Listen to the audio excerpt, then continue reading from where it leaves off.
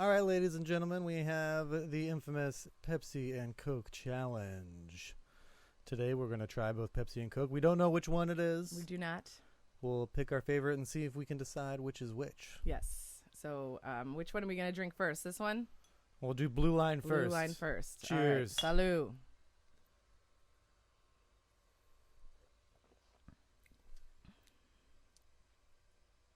All right.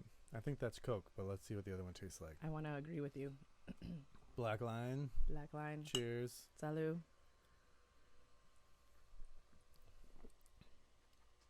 I'm sticking with my choice. I think so. I think I agree with you. I think that Blue line's first, Coke. yeah, black line's line's Pepsi. Pepsi.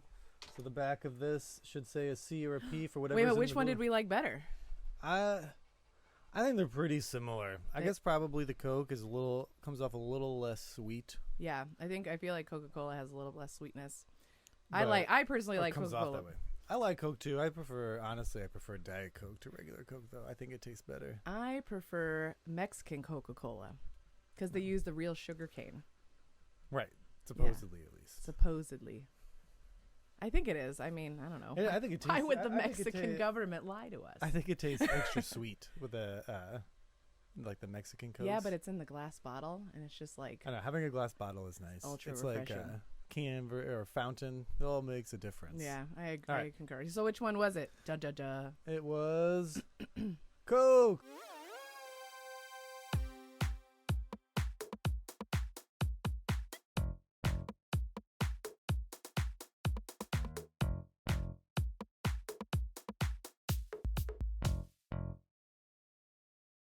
Well, welcome back. I'm Cynthia Clory. And I'm Nicholas Wilson. And you know what you're watching and listening to. This could go either way. Boom. So this episode, what are we talking about? Well, we're talking about basically how people are dumb. And so we came up with the Dumb Wars. The Dumb Wars is the topic for our episode today. Yeah, we have a couple stupid things that we thought we would talk about. It's a little bit lighter than some of the maybe more thought-provoking episodes that at least we hope you found thought-provoking episodes previously. Yeah. I don't know how thought-provoking this one will be. Hopefully you find it funny. Yes, and enjoyable to listen to. So it might be our biggest failure ever since comedy's harder than drama. So. It is always harder to deliver, but I find myself naturally funny. I mean, I laugh at myself if you haven't noticed all the time. You might find yourself naturally funny. I mean, that is probably accurate.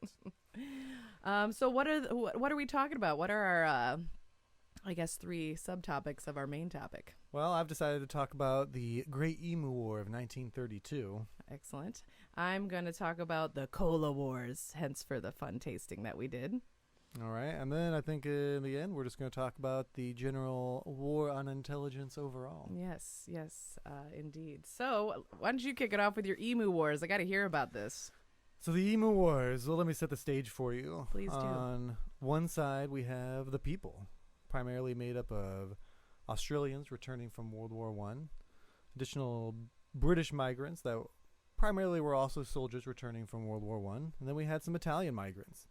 They were given land in New South Wales. The government there in the 1920s wanted to kind of develop the land, bring it up, so they had this great idea to help their World War I veterans and gave them a bunch of desert land to go ahead and farm. Have fun, guys. All right. And the other side of this equation, the other side of this battle, we have the birds. First discovered in 1696 by Willem Vlaming. I'm sure that's incorrect. Oh, sorry, my handwriting's terrible. Willem de Vlaming. I thought you were going to say Willem Dafoe. I was Willem like, de Vlaming. I know, that's what I thought of too, Willem Dafoe. Man, I love that guy. These are the second largest bird, coming in at a max of 6'3" 132 pounds. Same family as the kiwi, ostrich, rhea, and cassowary, if you were curious. They can run up to 30 miles, jump 7 feet. They have wonderful eyesight and great hearing. And they're also the only birds with calf muscles. I feel like they could be, first of all, I was just thinking of like basketball athletes. I'm saying athletes Having here. Big jumps. And then when you said the calves, it reminded me of that South Park episode. When Kyle has the calf implants. Sorry, anyway. So one side we have a bunch of former soldiers turned farmers. On the other side, we have about a 20,000 strong battalion of 6-foot-tall emus. Well, here we are, ladies and gentlemen. So these farmers, they're out here trying to farm this land, but they don't really know how. So the vast majority of them failed. The ones that did succeed were helped by those Italian migrants. The British and the Australians had really no idea what they were doing farming-wise. They were soldiers, came back, had nothing. Here's some farms. Yeah. The Italian migrants came actually with some farming knowledge, decided to grow grapes, make some wine. And for several years, they kind of made it happen. It wasn't too bad. The occasional trouble with some emus that they were able to hold them off. Well, by the time this all started back in the 1920s, right? That's when the farmers got there. So by 1932, things had gotten a little tough. So the Australian and the British farmers had learned these irrigation techniques from the Italians, but they chose to grow wheat. Now, emus they're a wandering bird. They're always wandering around for that water because it's out in the middle of the desert, right? So they found these irrigation, I don't know what we call it, irrigation channels or whatever, water supply from this irrigation along with one of their favorite foods, wheat, all mixed together. And they decided they'd set up shop. Well, there wasn't much the people could do at this point. They were poor, struggling to farm, and needed some help. First, the government tried to classify the emus as vermin, put bounties on their beaks, encourage people to kill them. It worked, but eventually soldiers couldn't even afford ammo anymore, or the farmers, rather, could no longer even afford ammo, so they reached out to their government for help. And of course, what does the government do? Sees an opportunity for some propaganda. Per usual. So they decide, we're here in this Great Depression that's happening now, around 1932, late 1932. They seize on the opportunity. They decide to send a Major Meredith along with 2 additional soldiers, a Lewis machine gun, and 10,000 rounds of ammo. And you know what? We're going to score one for the good guys. I know, this sounds absurd. Continue on, though. Hey, man, what are you going to do? You got a big-ass machine gun, a couple soldiers, a commanding officer, 10,000 rounds of ammo. What could go wrong? What could go wrong? So as these soldiers roll up to the area they're supposed to be helping, they see so many farms already destroyed. As they roll up, they see one actively being taken over. So they decide, all right, gentlemen, let's do what we came here to do. They tried to use that machine gun, but couldn't kill a single bird. Really? What are they to do? Yes. I don't necessarily know how they managed to miss every shot they took at this point. Oh my gosh. But I guess we'll chalk that up to the first battle. Emus won. Oh my gosh. Well, they got some intelligence, though, that maybe there's another 1,000 or so birds along a little watering hole nearby. So, what do? They decide to sneak behind enemy lines, pick up their shot, get ready to take down some birds. Oh my gosh. I'm trying to I'm visualizing this. I hope all of you that are listening and watching are getting a really good solid picture in their brain. So there they are. 1,000 or so birds. 1,000 or so giant birds. That I know. I feel like just imagine like 1,000 basketball players. Like yeah. right, because this is how tall. Just the sheer volume of birds involved here and the size of these birds. Well, I've never personally seen an emu in real life. I don't even know if I've seen an ostrich at a zoo. I feel like I might have. I feel like I have. There's basically 1,000 people hanging out. That have feathers. That are hanging out at a watering hole. But it's the perfect place to strike. Or so they think. You would think. As they open fire, they manage to kill less than a dozen. A dozen? That's it? I feel How like is this that is possible? Well, the emus have a trick. What is their trick? That's what I'm wondering. The emus have a trick. They have a guard or a watchman who stands watch over the flock. So as the 999 birds feast on the wheat fields and drink down the water nearby, this one lonely watchman looks out for trouble. Well, he sees trouble. He gives the warning call. And they scatter. Everywhere they go. Every which way. I feel like they would probably be doing that too. Like, and so they're just shooting. And it's a mess. They can't tell which ones are going, which ones are coming, which are going left, which are going right. It's just beaks and feathers everywhere. And so they come away with almost nothing. I guess you could count this maybe as a draw. Well, what do you do with a bunch of running birds? You got to chase them down. Right. Oh, but with a big old machine gun. Then you pop it up atop a truck. Oh, there we go. Now they're starting to think. Now they're cooking with grease, right? Like that's. But I don't know if any of you can imagine what it's like trying to shoot a machine gun out in the desert while it's on the back of a truck. Ooh, yeah. Like you're basically off-roading with a machine gun. It's not so much of a flat road. This is actually what I was reading about. This reminded me of. Did you ever watch the Jackass movies? I've seen them. When they have Henry Rollins driving a Hummer over an obstacle course and they try to give Steve-O a tattoo. I have not seen that. That's what I imagine this machine gun. Well, they had a little success. They had a little. They killed one. Out of how many? One Again, emu. another 1,000?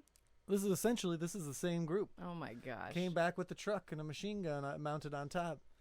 Chased one of them down. They got him, boys. They got him. Well, then they run over him. Gums up the steering. Comes out the back. And is now a birdly shield. Oh my gosh. For all the rest of the emus behind them. And they're not able to take another one down. Well, after about a week of this resounding success, these soldiers are recalled. They claim to have killed anywhere between 50 and 500 emus. Wow, that's quite a range. What's that? And they spent about 2,500 rounds. So even at their best, if they got 500, that's 5 rounds per emu. Jeez. To take them down. That's at their best estimate. That's wild. What were they to do? But the farmers still need help. They still have these emus destroying their farms. So less than a week later, they send those soldiers back. That first day, it's a win for the soldiers. 40 emus down. Ooh, finally they're figuring this out. The first day. All right. But then the next two, not so lucky.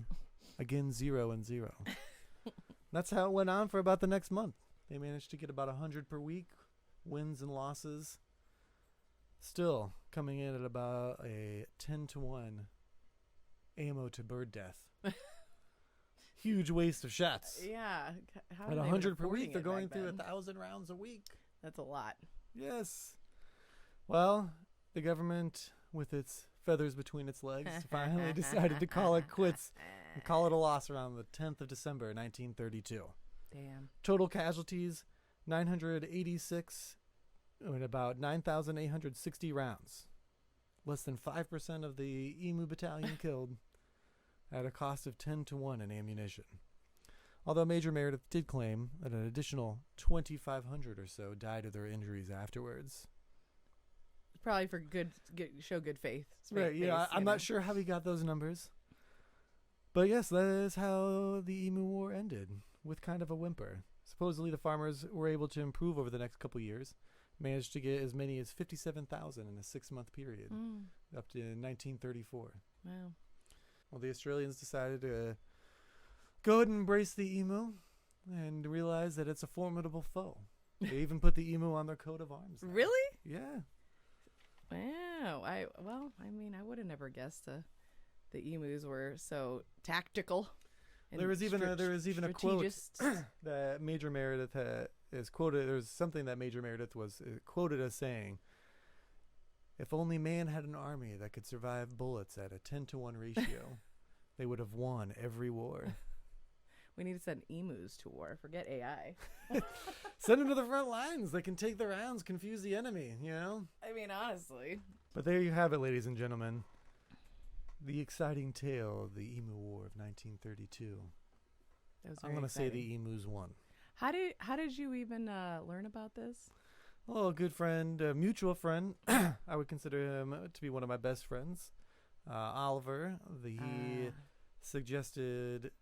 He gave just some general suggestions, and one of them was the story of the Emu Wars of 1932. He's going to have to be on the show one of these days. I'm going to have to convince him to. He's not interested in being on the internet. Oh, I can I can respect that too. Yeah. I mean, I don't like being on it either, but here we are. Here we are. That was invigorating and thought-provoking. And I also did, I read into this topic as well, as you know, because we didn't know who was going to talk about what. But I did also see on Wikipedia at the very, very bottom of the page that they are currently filming a movie about this exact Emu War. Starring, I believe, Rob Schneider, right? Rob Schneider, which means it's probably produced by Adam Sandler, so it's probably going to be amazingly bad in a great way that we'll watch it. So we'll have to hashtag that Emu Wars. Rob Schneider is a carrot. Fuck you, you'll watch it. That's all for the South Park South fans Park out there. fans. So, all right. So, what's the next dumb war involving humans? Oh man, the Cola Wars. 'Cause this is what's important. It's really, this is huge. Coca-Cola, Pepsi, they've been a part of all of our lives. The issues that defined the times. It really did. I mean, I remember, I don't even think it was cool to drink water in the 90s. I think that's all we drink was soda. Right? Yeah. Or pop. We called it pop, but I've lived out in California so long that I'm now calling it soda. But it was pop back in the Midwest. I feel like I got either back in, because you were northern Indiana. Yeah, it was definitely pop up there. I feel like I got both of them. I don't really remember. Yeah, everybody was pop. Like soda pop, both of them. Yeah, I heard soda pop too as well.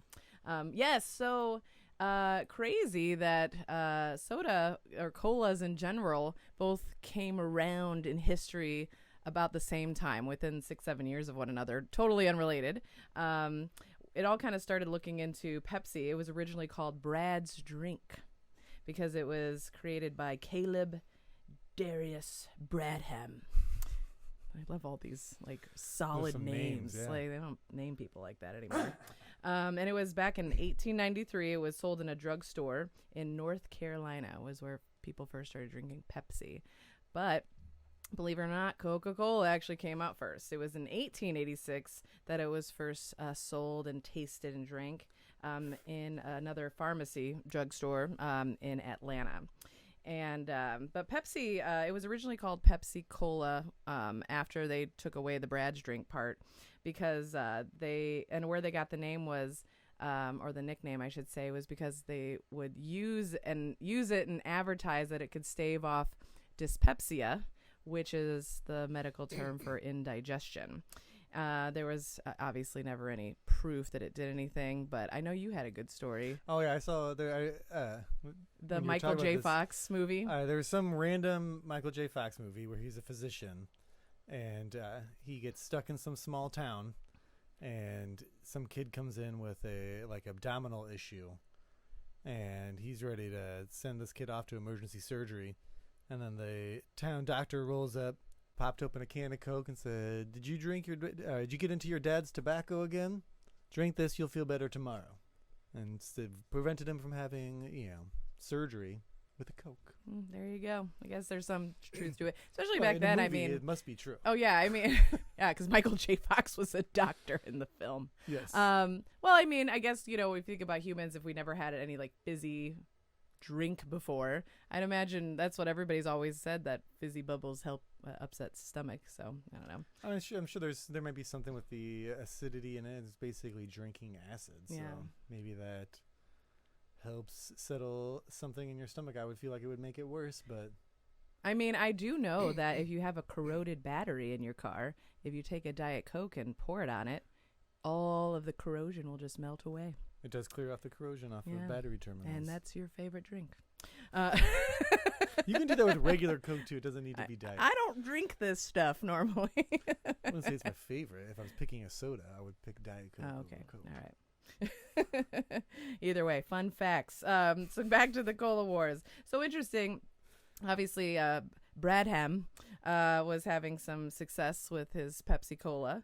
But unfortunately, right around 1923, he had to declare bankruptcy, and it was based on a gamble. He invested in sugar, and because he saw, because of the war, there was the rising costs of sugar, and he's like, oh, I'm going to buy a bunch right now, and just he was just assuming the price was going to continue to go up, but lo and behold, it did not, and he, lost his ass apparently on that deal, and had to declare bankruptcy. And later, I believe Pepsi or Pepsi Cola was purchased 8 years later by the Loft Candy Company, and the trail goes dead from there because I don't know anything about them. But I do know some really crazy facts about Pepsi that's kind of cool. Which one of my favorites was it gave Sofia Vergara her first acting gig back in the 80s. That's, if you watch Modern Family, I don't know if you are a fan of Modern Family. Yeah, she's awesome on that show. Couldn't imagine them casting anybody else. But yeah, she was, it was her first acting job, and she was 17 years old, and it was only ever shown, it was like a Latin American, Pepsi commercial. Yeah. But this is where she was running across hot sand, and she had to shed down to a bikini to get over to a Pepsi stand because she was thirsting to death, apparently. So, but anyway, cute commercial. Another interesting one about Japan is at one point Pepsi was getting so big in Japan that they created a mascot called Pepsi Man. And Pepsi Man. Yeah, I don't know what it is. It sounds like it would say. Did they say that? I think they no did. idea. I feel like that sounds about right. I was just making that up right now. It sounded about right. Do it again. Pepsi Man. Sounds about right. But in Japanese. I got nothing on that for sure. Well, it later ended up, for the gamers out there, it later turned into a video game where it was like Pepsi Man had to come save the day and deliver Pepsi to all the thirsty people in town. And I watched a couple playthroughs on YouTube of the video, and it basically, if you guys remember that Paperboy where you had to dodge the dogs and the car pulling out of the driveway. It was basically Paperboy, but with Pepsi, which was kind of cool. And apparently it was made for PlayStation, and you can still find copies of the game on eBay if you really want to invest in this, so you can play the game yourself. So you can still find that. Nice. I don't think I'm going to do that. But. No, probably not. But, there might be some people out there that will. Who knows? Some hardcore people that just like to play the old stuff. I mean, I would if it would just... I mean, maybe not Pepsi Man, but more probably the things that I'm nostalgic for. But, probably some of those people out there that... Same people play the E.T. game. Yeah. What? We won't go into that. We won't get into that. Mostly the worst game ever made. Okay, apparently. All right. This one actually had good reviews. Anyway, so another crazy thing about Pepsi, well, not crazy, I just thought it was interesting. They were the very first product to be advertised with skywriting, with the airplanes. I guess they would hire a bunch of the guys and they'd go write the Pepsi thing in the sky, and it was done in U.S., Mexico, Canada, Cuba, and South America. So that's kind of cool. And what else? On the same day? Yes. Oh, wow. I mean, I don't know if that's true. Oh, right. That's pretty well coordinated. I mean, maybe they did. Maybe it was like a big Pepsi thing. Who knows? They've done a lot of crazy things. They also, another crazy one they've done, they have game shows. One of them is called Cherry's Wild, hosted by Jason Biggs. Do you remember who that guy is? Yeah. The guy from American the Pie. Guy that fucked a pie. He fucked, which I thought was a cherry pie only because it's called Cherry's Wild, but you were right. It's an apple pie. But that guy still got a gig. He's hosting Cherry's Wild. I don't know what the show's about. It basically looked like Slot Machine meets Who Wants to Be a Millionaire kind of thing. I don't know. And then they also currently have MTV's Matchmaker Make Me a Match, Catch Me a Catch. Jesus. So bad. Basically, it's a dating reality show for reality show stars that are single that need to date someone. I guess. I don't know. That's the premise. And I think it's on right now. I don't watch MTV anymore. Oh, yeah. Not since they got rid of music. I know. Yeah, when it's no longer became music television. 25 years ago, something ridiculous. Probably about 25 years ago, maybe even.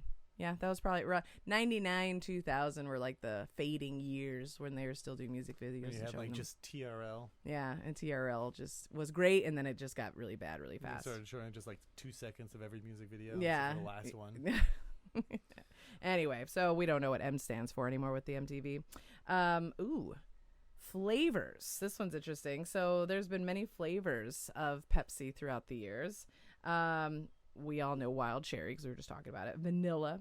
Pepsi Blue was funny because they're like, do you remember the commercial from the 90s? And it was like, I think it was Papa Roach. If you guys remember those bands. This is my last resort. And he's like, Pepsi Blue. And then he's like running from the cops. I don't know. It's like I don't know. It was on a rainy night and he's in like a Dodge car or whatever. I've actually seen Papa Roach. Have you really? Yeah, I have seen them. I might have, but I don't remember. Maybe I have. They were at an X Fest when I was like a freshman in high school. I feel like they might have opened when we went and saw Incubus that one. So I saw them with the Offspring. Oh, I remember the Offspring. Oh, I think I've seen the Offspring, and they were opening for once again another. Oh, they were the headliner. Oh man, this was back in the day. Oh yeah. Oh man. Papa Roach was an opener. There were a few bands. But obviously, he got popular enough that he was in a Pepsi Blue commercial.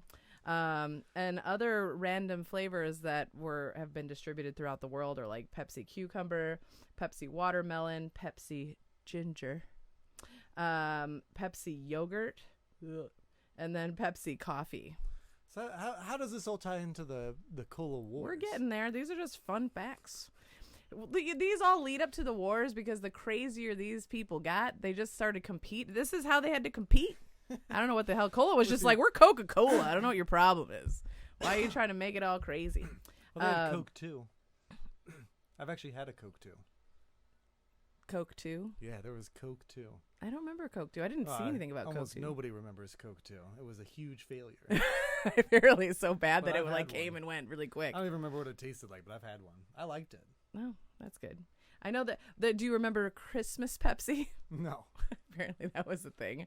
I did write a question mark next to that because apparently it existed. I don't remember. But then there was Crystal Pepsi. Oh, yeah. Crystal Pepsi was good. I don't think it tasted any different. It was basically the same flavor, just clear, right? Yeah, it was colorless. Something about it being clear. Colorless soda. Made it better. So this is where the wars begin, actually, is when we get to Crystal Pepsi with Coca-Cola coming in. So it was Crystal Pepsi versus Tab Clear. I don't know if you guys remember this, again, in the 90s. And Coca-Cola sabotaged on purpose Pepsi. So Pepsi came out with Crystal Pepsi.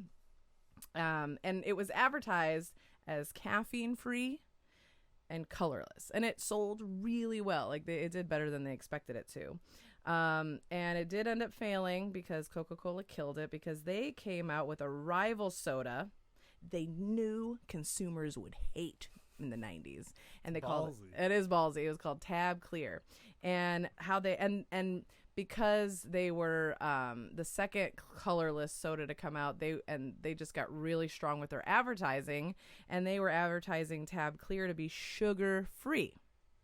And because the advertising was so good, it made all consumers just make the decision that all colorless soda was sugar free. And back then, sugar free was not a thing. Like, you had to have sugar in it, otherwise it was disgusting, right? Which is still holds true. Huh? I said still holds true though. Right, it really is, but it's just now. But back then, it was like nobody accepted that, like sugar free, because this is before Atkins diet and all that stuff became a thing, and it confused consumers. So eventually, they just stopped buying both, and Coca-Cola later admitted it was a defensive product, and they designed it to not make any money. It was just to make sure people would stop buying clear cola. You know why I heard that Pepsi Clear got canceled or discontinued? I heard that somebody found like metal or something in one of the cans because you couldn't see through the can. Some stupid thing like that. I just remember, like, that's what I remember hearing as like a kid. They were like, "What happened to the Crystal Pepsi?" It's like, "Oh, they found like nails in it or something." Of course, you believe whatever you hear, you know. I mean, people have found like full chicken feet in McDonald's food, and they keep freaking buying it. Hey, man, people eat chicken feet. I know, but I'm just saying. But when you're at that's not what you're going to McDonald's for. I bet there's a McDonald's somewhere in the world that just sells chicken feet. Yeah, they might. And then also like that Vita Coco coconut water, how they found like all those Tetra packs that they're sold in to have mold in them, like a huge thing. And people, that's shit is still sold at Costco. Like Costco's like, we'll still back it. Little mold doesn't kill anybody. What's the price? You got it. So clearly that doesn't stop it. But in the 90s, it was a different time. We all know. Like Well, sugar-free. It better not forget be it. sugar-free. I'll take mold. I know, yeah, exactly. But you gotta throw some motherfucking sugar in there. There's enough sugar in there. Mold doesn't bother anybody. Another good one for the Cola Wars. This is actually going back to the 80s, 1985 to be exact. This is when I guess NASA was at its height. I don't know, like as if NASA's lost anything. Anyway, it was basically somehow. It's tight when they went to the moon. Well, that was a big deal. Except there's now people that don't believe that happened. I still can't believe people don't believe that happened. That's how big of a deal it is. I know. Anyway, so I don't know how the whole campaign began, but basically both companies ended up developing a special can to drink cola out of while in space for the astronauts, right?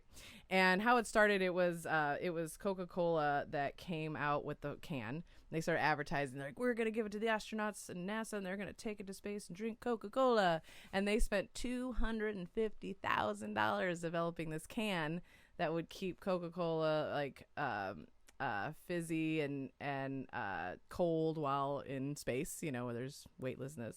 And Pepsi said, fuck that. They're not one-upping us. They proceeded to develop a can, and they spent $14 million developing the can. That's one hell of a can. I know, right? And again, to compete. So NASA ended up taking both into space, right? I don't know what voyage they were on. Probably nothing too crazy. But the astronauts concluded that neither tasted good, which was basically what the cola companies were wanting, is for NASA to be like, we love Coca-Cola, no, we love Pepsi, which didn't happen. And because there was no gravity, it didn't matter how amazing their can was. No fizzy soda can stay fizzy. In fact, what happened, it's not fizzy at all. They described it was like drinking caramel shampoo foam. I mean, that's technically kind of fizzy if it's foamy, right? Yeah, I don't know. So it's anyway. just all foam. So they spent quite a bit of money and nothing happened of that. The other fun one was Pepsi was probably pissed off Coca-Cola. Pepsi was the very first American product to be manufactured, marketed, and sold in the Soviet Union. And it all started back in 1959 when Richard Nixon, I don't know what he was doing, but obviously he was doing... Which year? 1959. 59. He probably was like an ambassador or something. He was because, like Secretary of Defense or something. Yeah, because he was in Moscow, and he was apparently good friends with a Pepsi executive. Maybe Secretary of State, because that would have been right before Kennedy, right? And then he ran. So he was something in an administration. Yeah. I think it's kind of sad that we don't know. I know. Yeah. We know about Watergate, and that's what matters. And the Emu Wars. And the Emu Wars. But yeah, so he went to Moscow. He brought Pepsi, probably because his Pepsi executive friend told him, hey, bring it. And then Richard Nixon convinced the leader of the Soviet Union at the time, Nikita Khrushchev, to taste it. And sorry, I wanted to use my accent. And fell in love with it. And he liked it so much that it took a little bit of time, but by 1972, they signed a deal to get Pepsi into all the shelves in the USSR. And it was going really good for a while. And this whole incident led to Pepsi having, at one point, controlled the world's 6th largest naval fleet. And how that came about was they were basically, at one point, the original deal was Pepsi was trading alcohol with the USSR to get Pepsi into the Soviet Union, right? Because I guess the rubles were worthless, and Pepsi's like, we don't want your rubles. And eventually it just wasn't enough. Like, the booze wasn't enough. And they said, hey, we got to up the ante. What else can you give us so we can continue getting Pepsi to the Soviet Union? Well, the USSR came back in 1989. They're like, oh, you want a deal, huh? We need to up the ante. They traded Pepsi for Pepsi Cola. They traded 17 submarines, a cruiser, a frigate. Frigate. What is a frigate anyway? It's a type of ship. Oh, okay. I wouldn't know how to describe it. Thanks for elaborating on that. I thought you knew. It's a type of classification of warship. I don't. There you go. Well, you knew how to say it, so I figure you might know more. A frigate. and a destroyer, as well as several new oil tankers. So this is how they controlled the sixth largest naval fleet at one point. And it sounds really cool, but it was actually not that cool because the vessels were not even seaworthy. And it was quoted by someone that even the scrap value was as low as the boats were corroded and contaminated. So I don't even know what happened to all the ships, of course. But yeah, so that's another interesting thing about Pepsi and cola. It sounds like it almost came down to real war. I know. Well, I know, right? They were. It sounds like Pepsi was getting ready with the ships, but these aren't seaworthy. There's no ammunition. How the hell are we supposed to beat Coke now? I know. Didn't help out their cause whatsoever. But Pepsi didn't stop because you probably remember in the 1990s they came up with a huge campaign and tried out different promotions worldwide that you drink Pepsi, get stuff. I don't know if you remember that. They even had a catalog of things. You get the Pepsi points, right? Right. So, but unfortunately, even though it was actually bringing up Pepsi's market share in different countries, there was some huge downfalls. So one of the incidents was called Pepsi Number Fever was the promotion. It was held in the Philippines in 1992. And they did it because at that time, Coca-Cola was dominating the Philippines, like everywhere. Pepsi was basically like a very, very low percentage. Yeah, barely existed. And unfortunately, this ended up turning into also known as the 349 incident. So in 1992 in the Philippines, they did this promotion where they printed a bunch of bottle caps on the bottle caps numbers from 001 to 999. And every night on the news, they would draw the lucky number winner, and they could win anywhere from 100 pesos, which was equivalent to $4 in 1992, all the way up to 1 million pesos, which is equivalent to about $40,000 at that time. And that $40,000 grand prize, or the 1 million pesos, was 611 times the amount of the normal annual salary of the Philippines at that time. So this was a big deal. Yeah. So, I mean, people were buying Pepsi left and right. Like, people were just drinking it all day because they were trying to get the caps because they wanted to win. That's huge. And it had a huge success. Suddenly, Pepsi was on the map in the Philippines, kind of knocking Coca-Cola out. And it went so well that they extended the campaign 5 weeks longer than they had originally planned. And they kept it going. Well, the whoever made that decision wasn't coordinating with who was doing the printing of the bottles, because one of the nights that they continued it on after the original, end date, they announced the winning number was 349 on the cap, right? Now, they did actually print 2 349 bottles caps that had supposedly a security code. Well, what they forgot about was prior to the extended part of the promotion, they had already printed out 800,000 bottle caps with the number 349 on it. So when they announced the winners, thousands of Filipinos flocked to the Pepsi company to claim their grand prize, because this was the grand prize, right? This was supposed to be for the $1 million too. So it was a big deal. And of course, Pepsi was like, no, there's a mistake. No, it's only the one with the security code. Supposedly, they might have added that later. And if you did the math on it, the 800,000 bottle caps that had the number on it was cumulative. The winning amount would have been cumulatively worth $32 billion. And so they flocked to claim their prize. And because they didn't have that security code, Pepsi kept saying, "Oh, you can't redeem the prize." Right. Well, they got pissed, and people were at first peacefully rioting, right? Because protesting. Sorry, it's like an oxymoron. But the nature of a riot is not very peaceful. That's true. So peacefully protesting, which unfortunately did turn into riots, because they did end up creating a settlement. They decided that they were going to offer 500 pesos, which is equivalent to $18 in 1992, to the winners. And 486,170 Filipinos said, great, we'll take it. And they paid out $8.9 million because of that.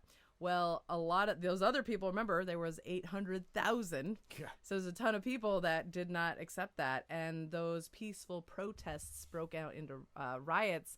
And somebody actually created well, I guess it was one of the rallies that they created. They made a homemade bomb and they threw it at a Pepsi truck. And unfortunately ended up killing a woman and her son, which is really sad.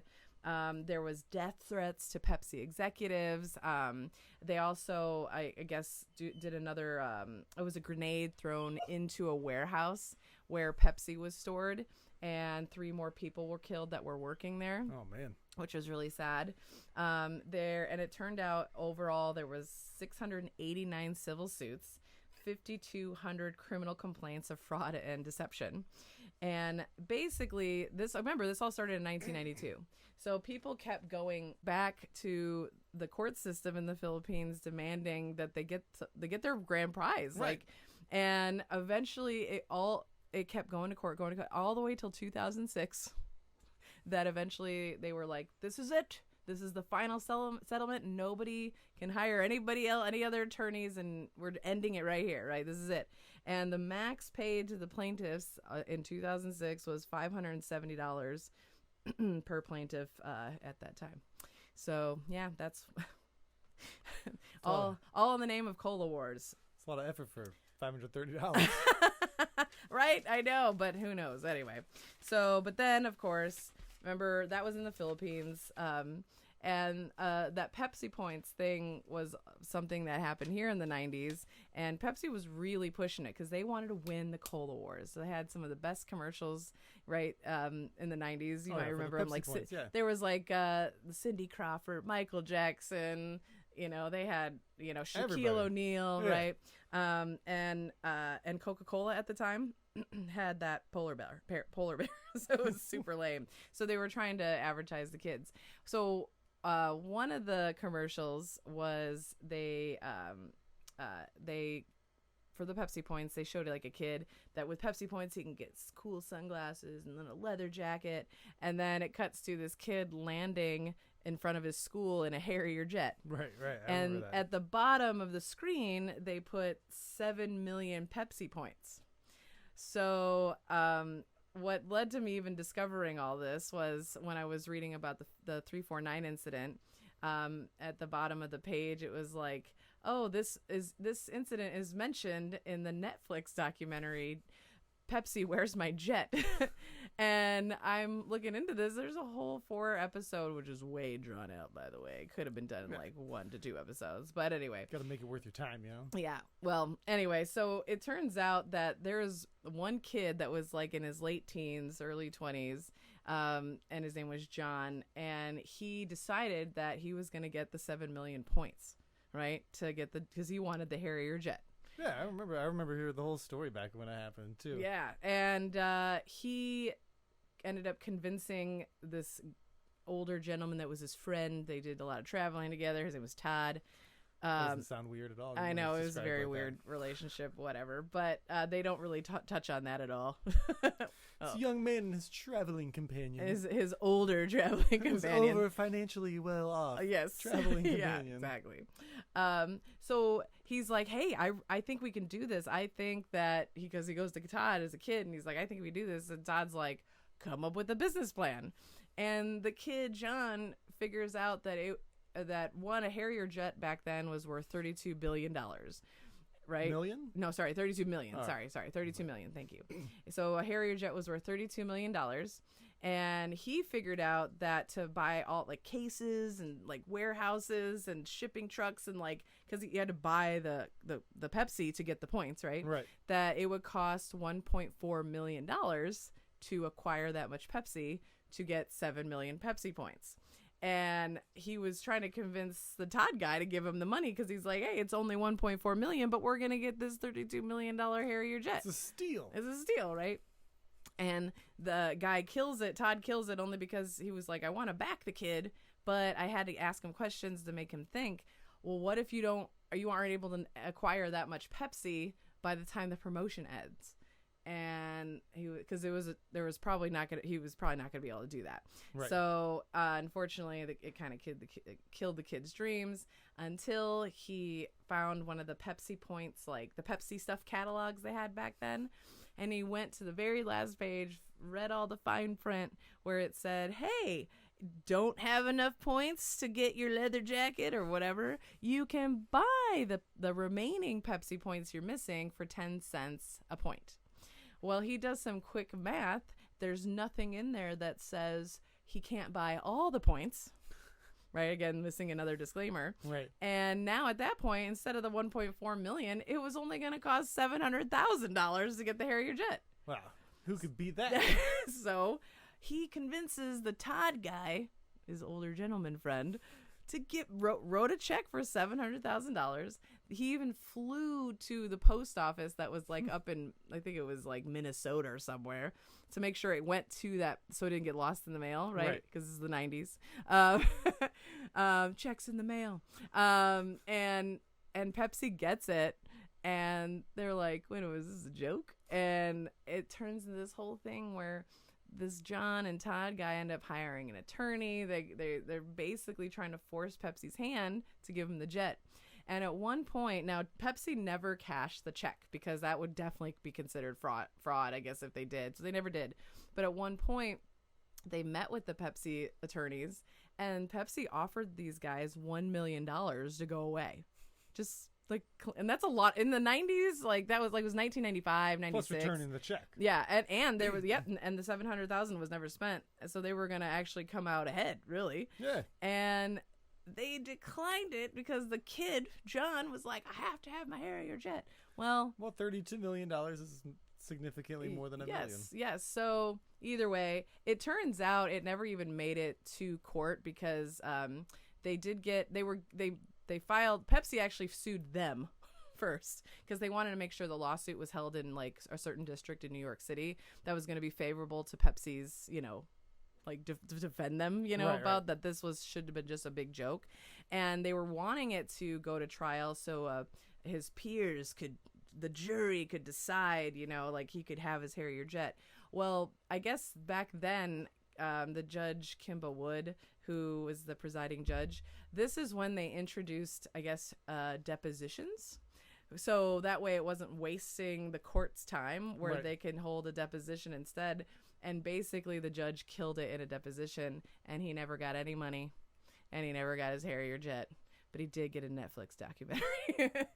Hopefully he got money for that. So all in all, probably did. I think Pepsi might have won, but Coca-Cola is still better. A bunch of the best parts of humanity right there. Yeah, I'm telling you. But I'm going to drink some Coca-Cola just all this effort to commemorate the Cola Wars. Promote soda. Just the whole time you're talking about, like, these guys got too much money. Yeah, they have all this money to spend on all these stupid things. I know, it's so ridiculous. But anyway, so those are the Cola Wars. Pretty dumb, but some interesting stuff. And I'm sure there still continues to be very interesting things. So what leads us to what's our next topic? Oh, yes. The war on intelligence. The war on intelligence. And I think we're losing. Wow. The two of us most certainly are. Remember, this could go either way. Yeah. I think we're headed in one direction later. I know. Hey, that's that really awful boy band. Yeah, they seem to be doing pretty well. They're going in the right direction. Yeah. That's what they should have been called, not One Direction. You want to call them awful? I think a lot more people call them great. So. Yes, I know. Well, especially the certain generation. Anyway, war on intelligence. This is just what we just kind of thought would be a nice wrap up to the whole thing of the dumb wars that we were talking about, because we were just talking about dumb things, and then so much dumb stuff going on in the world, and then we were also both came across this actually pretty smart book. Yeah, a very thought-provoking, well-written book, in my opinion, called If Nietzsche Were a Narwhal, and it's by author Justin Gregg. It is basically a book about animal intelligence, like basically every other species being a very simple intelligence that they are able to survive and thrive, multiply, and they're not destroying themselves or the planet or other species as they exist like we are. Right. And you had a better definition of the book than me, but that was kind of my overall, Right. view of it. It was kind of like a deep dive into what is intelligence, how it relates to various different animals, and basically, is our intelligence ultimately a benefit to us, or is it more of a hindrance? Yes. Our specific type of intelligence, because we obviously see ourselves as the benchmark of what intellect should be. Yeah. Right. We've created all this stuff, so that means we are the smartest. Or are we? Yeah. Right. So what does it mean Yeah. to be intelligent? Are we on a path towards our ultimate survival or towards our ultimate destruction? So I mean the book does tend to get a little preachy at times. Yeah, he's a scientist. I mean, and Well, he's a scientist and he also has an opinion. and he has a very strong opinion that Yeah. we're our intelligence is gonna lead to our demise. I mean, there's hope. Well, yeah. But he comes at it with a very specific, most people would define as very liberal point of view. yeah. But as long as you can put that aside, I mean, the vast majority of the book is just interesting. Yes. And it's only towards the end that he gets a little where it comes clear what his, political points of view may Yes. be. Yeah. So that's why I said it gets a little preachy, but although overall the book is very good Yes. and just very interesting. And we thought kind of relevant to the show. Yeah. I mean, in the book, it's just, I'm trying to think of how I want to formulate this. Use my intelligence. I like his idea of, some people are like, well, we're the most intelligent species, and creatures on the planet because look what we've created, look what we've done.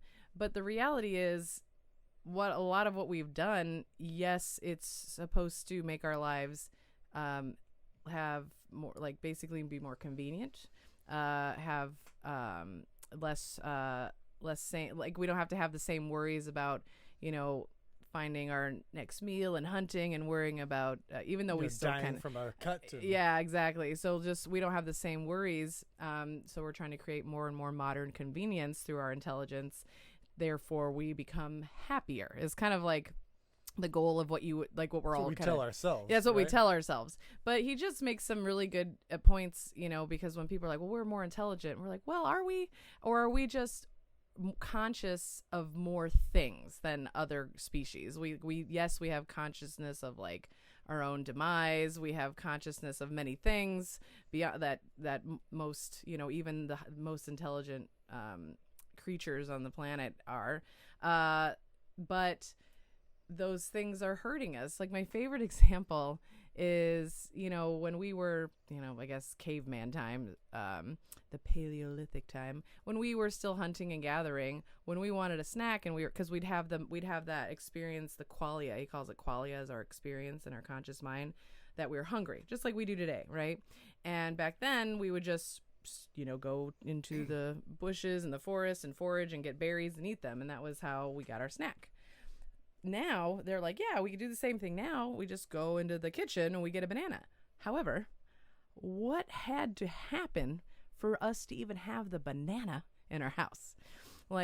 Talk about the insanity of they have to the Chiquita, the infrastructure, the logistics, the people that are dying. There's literally, that's another dumb war, the Chiquita banana and the Dole wars that are happening.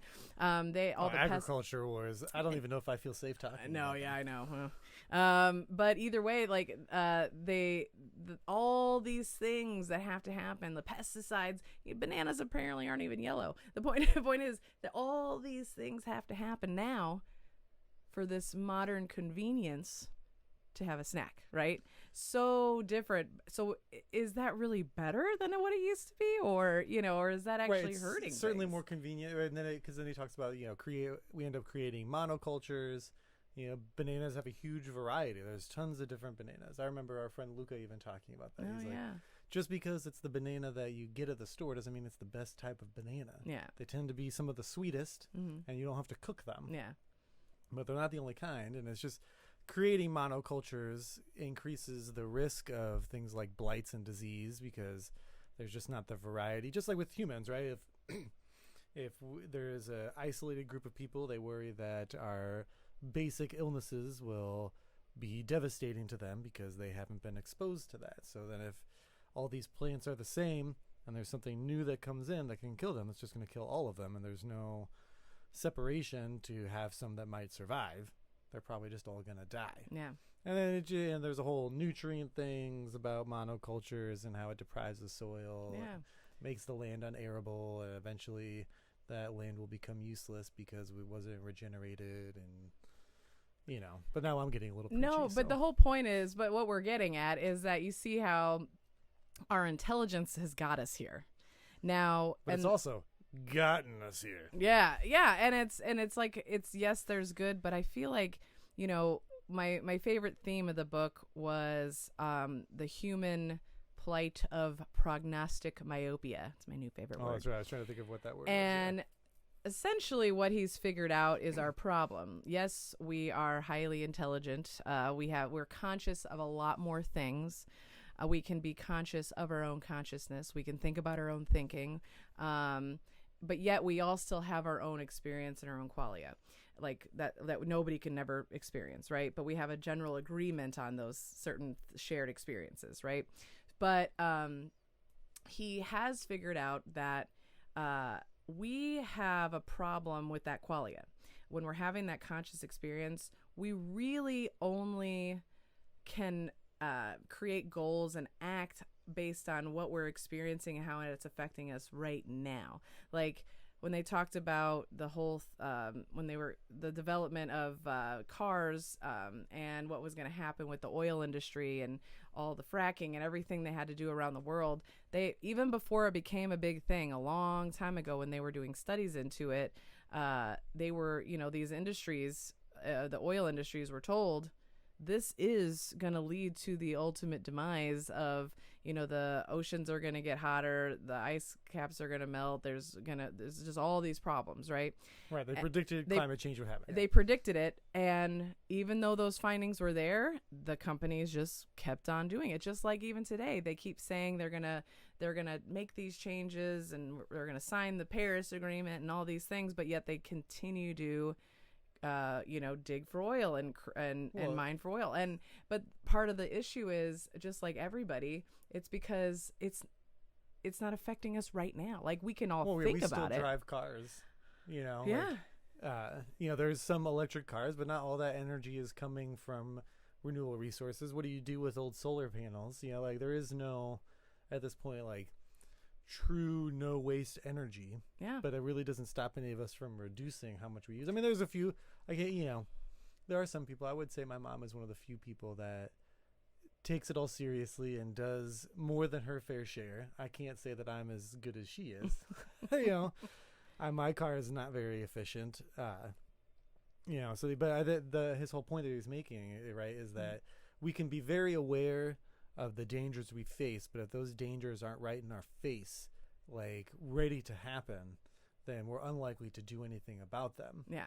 It's all humans, except for very few people, that can't have the conscious experience right now and have the feelings that come up, because feelings that are connected to our qualia, our conscious experience, are what make us act. Like if there's a fire happening in this room right now, we're going to get the immediate fear of, oh shit, we could die, and then run out of the room. But if you're like, well, in 10 years, there might be a fire in this room because of all this equipment we have in here, we're probably going to still do the podcast, because we're like, yeah, but it's not happening now. And, we don't know for sure. Who's going to prove this? And it turns into a whole debate. So It's like... So this year is going to be a terrible, I don't know for sure, but just, sometimes they're like, this year is going to be a terrible fire year. But what are you going to do about it? Yeah, what are you going to do to prepare? This is going to be a terrible hurricane season. Stop smoking in the forest. In Florida, what are you going to do? You're going to live your life. You live in your bubble, pretty much, essentially what it means, right? But Until that bubble bursts, you're not really going to make the effort to get out of the bubble until that bubble is broken. Yeah. And that's everywhere. So that's where, because of our prognostic myopia, we're most likely on a track to our own demise, that we're probably going to kill ourselves off because we're destroying the planet that we live on. Eventually there won't be enough drinkable water or potable water. There won't be enough food for everybody to eat. And I'd imagine this whole infrastructure we have built is great right now, but you're really starting to bring this light show to a downer. I know, sorry. But it's true. It's true. The whole debate is now, I guess the whole debate part of this is, even though I say those things, the point is does our intelligence make us happier? I guess was kind of some of the point of this too. It's hard to say because you can't necessarily know your experience without the intelligence. I remember watching some show where this was in like Peru or Brazil, where they came across, like, they were at a river, and the other side of the river they weren't allowed to go because that's where there are like uncontacted tribes that lived across the river. So it's like you can't go there. Sometimes they're dangerous, but also you're just not allowed to contact them because it's illegal. And so these people, for whatever reason, were at this river, and then they saw some people cross the river that were from an uncontacted tribe, and then they saw them, and they were, nobody spoke their language, but it appeared to them that they were asking for help. They had like a sick child. And so these people contacted them, and then they were talking to them later, so they're showing an interview, like a follow-up interview later. And they're asking them, like, do you regret, making contact? And he's like, hell no, we don't regret it. Living in the jungle is hard work. You don't know where your food's going to come from. Every day is a struggle. Now we have these hammocks, and we have, we have stuff. And so it's way easier, but then now they were battling like drama where one of the guys, this was his wife, and then now she's got with some other guy, so they have like high school drama. now that they don't have to struggle for food, they find some other way to torment themselves, right? And so I think our intelligence is perpetually trying to make us more miserable, and that misery might be our essential aspect of survival. Yeah. I remember when we were talking about this, I brought up, I'm sure the vast majority of people are familiar with the movie series The Matrix. Mm-hmm. And there's a whole thing where they talk about that the computers had tried to build a utopia for humanity, but humanity couldn't handle it. They needed the conflict, they needed the misery, they needed that struggle to be able to exist. Our brains just couldn't handle living in a perfect world. So will our intelligence ever bring us? Is intelligence, even beyond our intelligence, is intelligence capable of bringing happiness to everybody? I mean, it's I feel like if you really thought about what would be a perfect world that we could create for ourselves, that nobody has to worry about, money, nobody has to worry about food, nobody has to worry about somebody else coming and killing them and taking over their things or hurting their family, and you could just be and do the things that you love to do and bring you joy. But it's funny because I feel like every time we do all these things that we're doing even now in modern society, in America especially, that we're doing all these things to try to create enjoyment and try to create pleasure and entertain ourselves. And even as I feel like we're trying to get closer to that all the time, it creates all these other issues, and it turns into other issues where we're still suffering, we still have stress, we still have.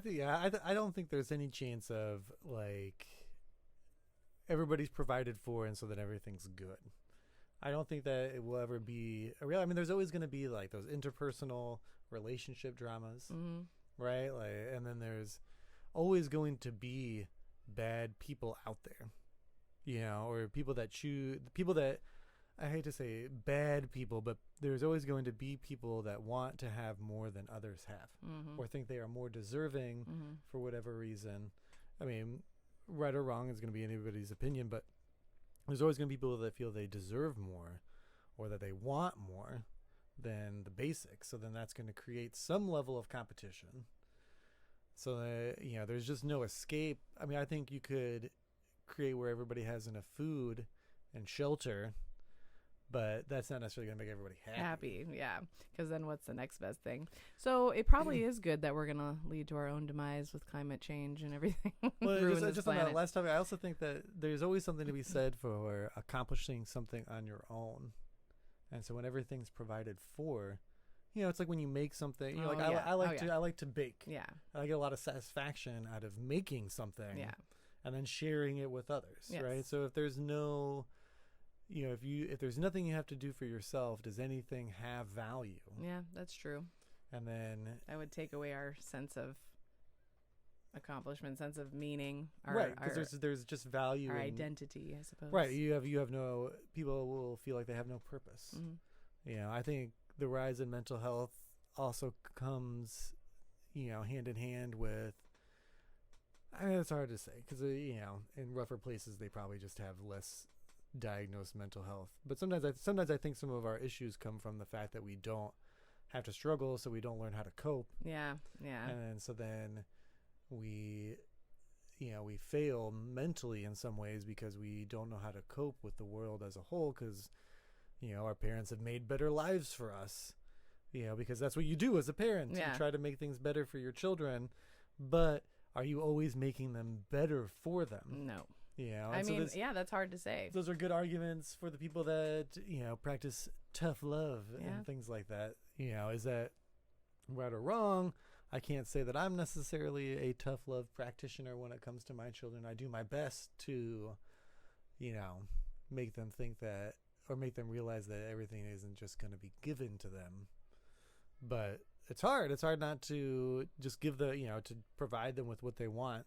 Yeah. So that they appear happy. Yeah. But is that beneficial to their long-term happiness? I know, right? Is our intellect really beneficial to our long-term happiness and our short-term survival? I mean, those moments of joy and bliss are fleeting, and we try to find ways to,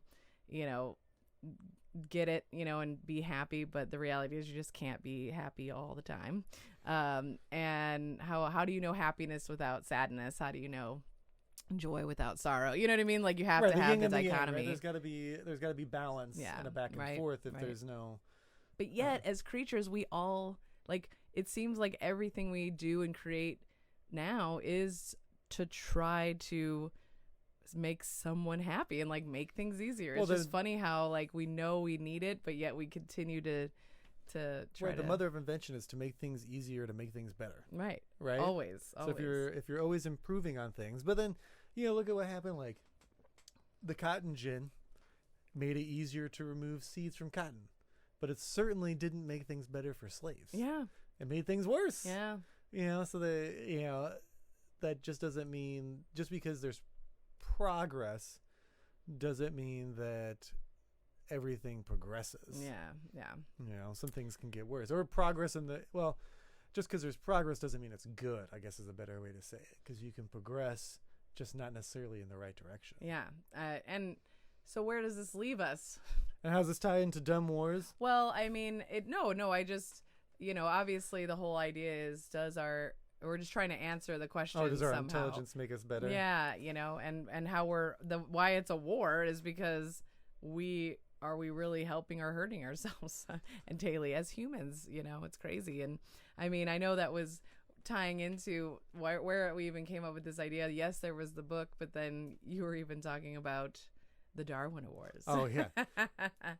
And those other ones. The Herman Cain Awards. Yes. If you're not familiar, the Darwin Awards I did a little research on them. They were created in 1985 on some sort of message board that was basically the precursor to internet forums, where when you had dial-up, you could post things, people could read them, you could comment, and it wasn't necessarily always in real time because your 28-bit modem is only going to go so fast. But they came up with the Darwin Awards, and it's people that contribute to evolution by removing themselves from the gene pool, either via death or sterilization. But they're not allowed to take anybody with them because the other people that if they kill anybody else, those people could have been beneficial to the gene pool. Yes. And then the Herman Cain Awards, I think, are especially brutal. Because the Herman Cain Awards are given to people that were COVID deniers and then died of COVID. After Herman Cain, who was one of the earlier COVID deniers and one of the first of them to die from COVID. Oh my gosh. So that one is particularly brutal, but I get it, staring into the face of fire and then being surprised you got burned is, probably deserves some recognition, I guess. I mean, I will say the Darwin Awards are the ultimate version of our intelligence working against us. Because I know I've got a couple I'll mention. I don't even think the one I'm going to tell about, I couldn't find it as one of the Darwin Awards. He probably should have been.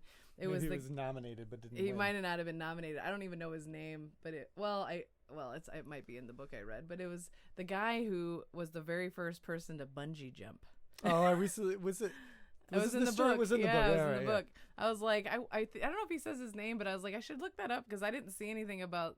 Well, I didn't, but there's a lot of Darwin Awards. So that's definitely one of those ones where it's like tragic, but you're like, yeah, it's like basically the guy, he did all the math and got the bungee and tied it and and he well, he didn't do all the math. Well, he did all the math he could with his own intelligence, and he ended up but while he was trying to bungee off of a bridge and was found dead at the bottom of the canyon or wherever he was at, the ravine, because he didn't take into consideration the bungee was going to stretch with gravity and his weight pulling him. So he was off by a lot and he died. By the nature of a bungee. Yeah. It stretches. Yeah. And since I was the first to try this and it was his own intelligence that got him killed, he should have probably... He might be in there. It's been going on since 1985, and their website is not the easiest to search. No, it's like the very first website probably went on the internet. my favorite Darwin Award is more recent, and I actually tried to nominate this guy, but somebody beat me to it. There was a gentleman by the name of Mad Mike, something or other, but Mad Mike, and he was like a stuntman as a career.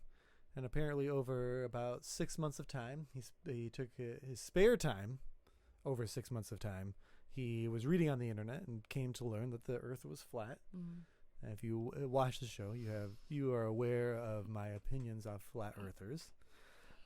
When interviewed, he said, I don't really believe in science and such, but I understand rockets and trajectory, which are somehow not part of science.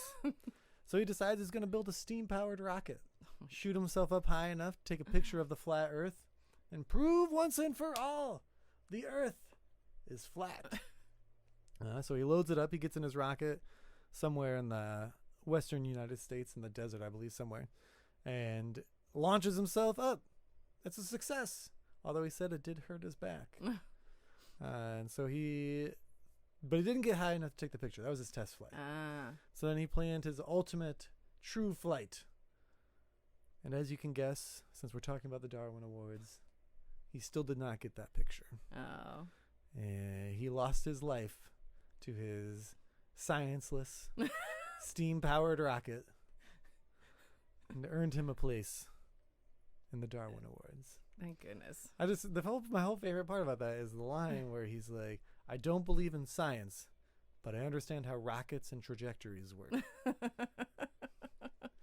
I mean, it sounds like he did. I mean, he understood how they worked, just not how to make them safe. And he built it out of steam. I mean, obviously this guy was not unintelligent. I know. It sounds like he was an intelligent man. If you're going to build a rocket and be confident in what you've built and get in it. And have a successful flight. And yeah, especially that's true. Yeah. But this that's what I think sometimes, especially when it comes to like flat earth and just science deniers in general, like vaccine deniers and stuff like that, is that we are victims of our own intelligence and our access to information and our belief that our misunderstanding that others can be, just because people are wrong doesn't mean they're always wrong, and doesn't mean that science is wrong. Yeah. Science grows with information. Yeah. But I think it can be hard to accept that when you don't necessarily have a background or understand all the science, and then you continue to be told things that are wrong, and even the scientists themselves will say things are wrong. Yeah. So you think about that. Logically, it's not unreasonable to think that you might be being lied to a lot. So, our intelligence is just not of a whole lot of benefit there, because that's intelligence without knowledge, right? Yeah. We can use this grand intelligence, but if you don't have the background and knowledge to utilize it properly, you have a much more likelihood of bad outcomes. Like becoming a winner of the Darwin Award. Yeah, there was some interesting ones reading through the Darwin, some of them There's anyway. Definitely some interesting ones. Yeah, of how people killed themselves. I wanted to do one last one to bring it closer to home, to where we live. This one was multitasking gone wrong. I guess this happened, it was in San Diego just last year in February of 2022. Oh, wow.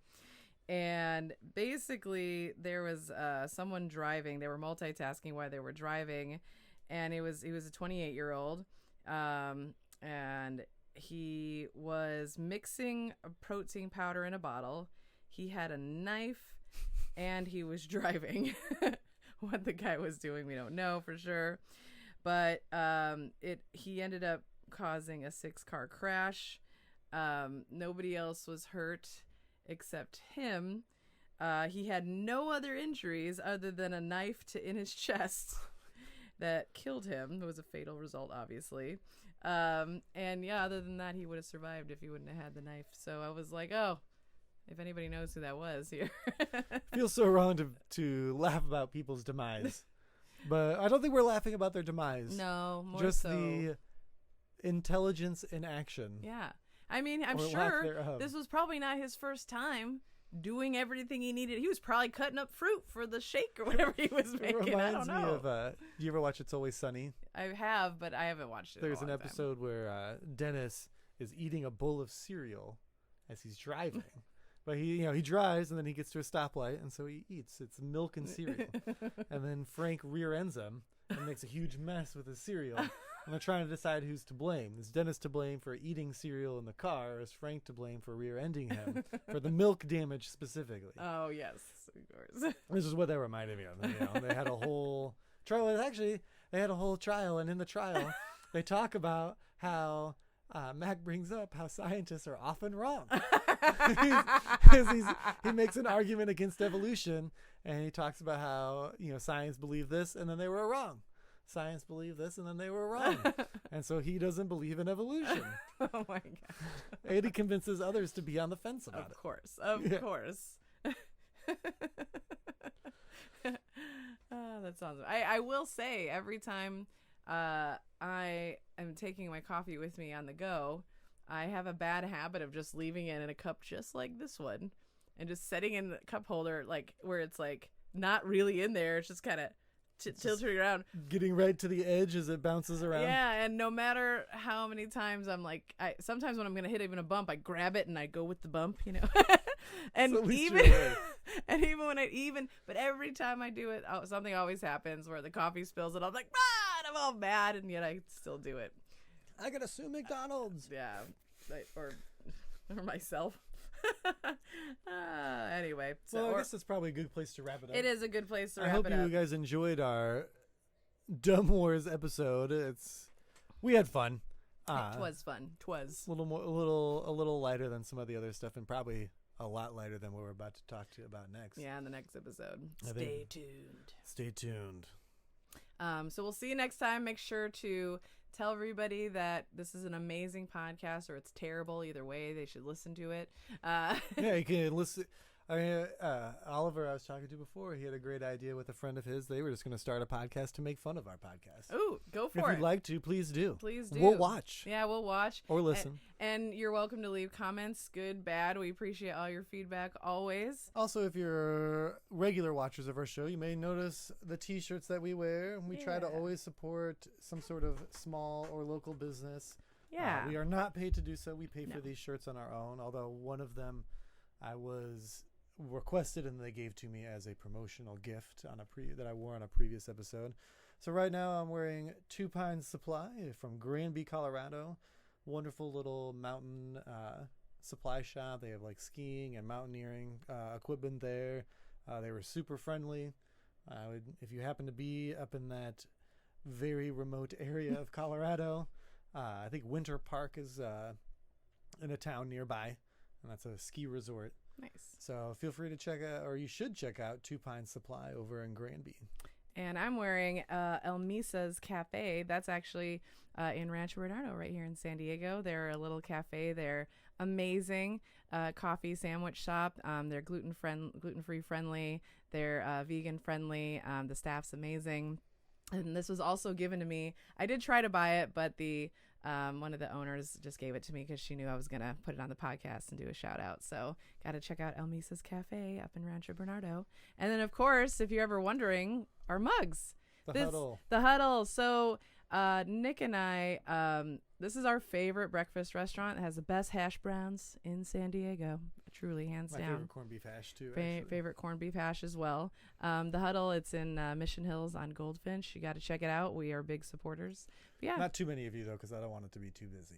Yeah, luckily we don't have a ton of people subscribing and listening to us, so we're fine. That's true. So just a big shout out to all of our local businesses we're trying to support. Yeah, and once again, remember to like and subscribe, comment. Share with your friends. Either way. And I'm Nicholas Wilson. I'm Cynthia Clory. And this could go either way. See you next time. Bye.